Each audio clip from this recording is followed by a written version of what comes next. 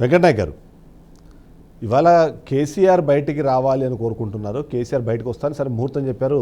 కోటేశ్వర గారు చెప్పినట్టుగా ఆ ముహూర్తం మరొకసారికి పోస్ట్పోన్ అవుతుందా లేకపోతే ఆ రోజు చేంజ్ చేస్తారన్నది అయితే ఒక డిస్కషన్ పాయింట్ అయితే ఉంటుంది. కానీ బట్ ఆ ముహూర్తాన్ని స్టార్ట్ చేసుకొని ఎన్నికలకు సంబంధించిన ఇష్యూస్ అవన్నీ కానీ లేకపోతే ఇప్పుడు గత ఒక 2 సంవత్సరాల పాటు నుంచి 1.5 year అయిపోయింది. మీకు మళ్ళీ నెక్స్ట్ ఇంకా అప్పటికి ఒక స్కోప్ ఏదైతే ఉందో దాని నుంచి బయటికి తీసుకొచ్చే ప్రయత్నం చేస్తారు. రేవంత్ సర్కార్ని ఇప్పటికే నిలదీయాలని అసెంబ్లీలో పిలుపునిస్తూనే ఆయన ప్రజాక్షేత్రంలో వస్తే ఎలాంటి ఆందోళన ఉండబోతుంది అన్నది కూడా ఒక ప్రశ్న అయితే ఉంది. మీరు ఎలా చూస్తారు? కేసీఆర్ బయటికి రావాలని కోరుకుంటున్న నేపథ్యంలో ఆయన వస్తే ఎలా ఉండబోతుంది అనుకుంటున్నారు? సార్, చిదంబరం గారు, ముందుగా మీకు ప్యానల్ పెద్దలకు నమస్కారం. ఎస్, ఇప్పుడు కేసీఆర్ గారు బయటికి రావడం మీదనే పొద్దాగల చర్చ జరుగుతుంది. ఇప్పుడు చర్చ ఏంటంటే అసెంబ్లీ వరకు రావాలని చెప్పి చర్చ జరుపుకోవాలి మనం. ఇప్పుడు అది ఇప్పుడు మెయిన్ టాపిక్. ఎందుకంటే ఇప్పుడు మీరు చూడండి సార్, నేను ఇది చాలా వేదికలు ఇదే విషయం చెప్పిన. ఎలక్షన్స్ రావాల్సిన ప్రతిసారి కేసీఆర్ బయటకు వస్తారు, లేకపోతే ఏదైనా స్ట్రాటజీ ప్లే చేయాలనుకున్నప్పుడు కేసీఆర్ బయటకు వస్తారు. సో ఇక్కడ మీరు ఇంకో మాట కూడా గమనించాలి. బీఆర్ఎస్ పార్టీ కానీ, బీఆర్ఎస్ పార్టీ నాయకులు కానీ, కేటీఆర్ గారు కానీ, హరీష్ రావు గారు కానీ, ప్రజల సమస్య ఉందని అంటారు. మరి సమస్య ఉన్నప్పుడు కేసీఆర్ గారు బయటకు వస్తే సరిపోతుంది కదా. సమస్య ఉన్నప్పుడు బయటకు రావడానికి ముహూర్తాలు చూసుకొని రావాలా సార్? ఇప్పుడు అది అది అది అది అశాస్త్రీయం కదా. సో సమస్య ఉందని మీరే చెప్పిన తర్వాత సమస్యను రిజాల్వ్ చేయడానికి అసెంబ్లీ వేదికగా ఇంకా చర్చిస్తే బాగుంటుంది.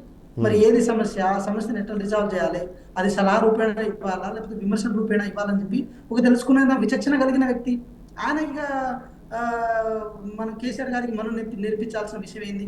సో ఇప్పుడు మేమేమనుకుంటున్నాం, ఎమ్మెల్సీ ఎలక్షన్స్ లో కూడా ఇద్దరిని పెట్టారు సార్. ఎందుకు పెట్టారంటే మీరు చూడండి, ఇద్దరు కనుక పెట్టారు అనుకోండి, ఆ 10 మంది కనుక వాళ్ళకి వ్యతిరేకంగా ఓటేసారు అనుకోండి, ఇంకా 2-3 కనుక వ్యతిరేకంగా ఓటేసింది అనుకోండి, అప్పుడు విప్ జారీ చేయాల్సి వస్తుంది. అప్పుడు ఏంటి, పార్టీ నుంచి సస్పెండ్ చేసే అవకాశాలు ఉంటాయి. పార్టీ నుంచి సస్పెండ్ చేయొద్దనే కదా ఈరోజు కేసీఆర్ గారి ఆలోచన. పార్టీ నుంచి కనుక సస్పెండ్ చేస్తే ఈ కొట్లాటలు పెట్టుకోవడానికి అవకాశం ఉండదు కదా. సో పార్టీ నుంచి సస్పెండ్ చేయకుండా ఇలా కోర్టుల చుట్టూ కనుక తిరిగే ప్రయత్నం చేస్తే మా మీద సింపతి వస్తుందని చెప్పి ఒక రాజకీయ గేమ్ ఆడుతున్నారు. ఇది 10 సంవత్సరాల నాడు ఏ రోజు కూడా ఆ విలువల గురించి, ఆ నైతిక విలువల గురించి, ప్రజాస్వామ్యం గురించి ఏ రోజు వారు ఆలోచించలేదు. వాళ్ళని గుంజుకున్నప్పుడు ఈరోజు సడన్ గా వాళ్ళ ఉనికి కోసం ఎవరైతే 10 మంది ఎమ్మెల్యేలు పోయారో వాళ్ళని ఇరుకాటలో పెట్టడం కోసం ఇలాంటి సభలు సమావేశాలు పెట్టి ఎమ్మెల్సీ ఎలక్షన్ లో ఏదో దాన్ని వాపును బల్బులాగా చూపించే ప్రయత్నం. కానీ ఇక్కడ అంటే వెంకయ్య గారు ఒక పాయింట్ చెప్పండి. మీరు ఇప్పుడు ఎవరైతే పార్టీలు మారారో లేదా కండువాలు కప్పుకొని పార్టీ మారలేదని అయితే బుకాయిస్తున్నారో వాళ్ళందరూ రెడ్ హ్యాండెడ్ గా దొరికిపోతారు కదా. ఇప్పటిదాకా కొద్దిమంది దొరికిపోయినప్పుడు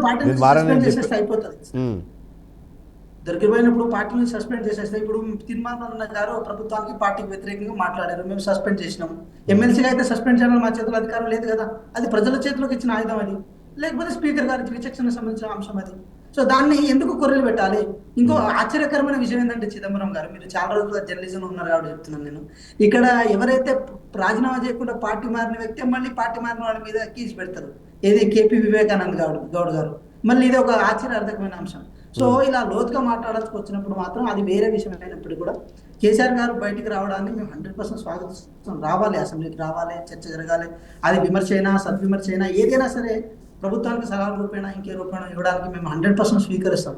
కానీ వస్తున్నారు అని చెప్పి అది ప్రచార ఆర్పాటాలకే కనుక మిగిలిపోయే ప్రయత్నం కనుక జరిగితే ప్రజలకు వాళ్ళ మీద ఉన్న నమ్మకం సల్లగిల్లిపోతుంది. ఇప్పటికీ మీరు కూడా ఆలోచించండి.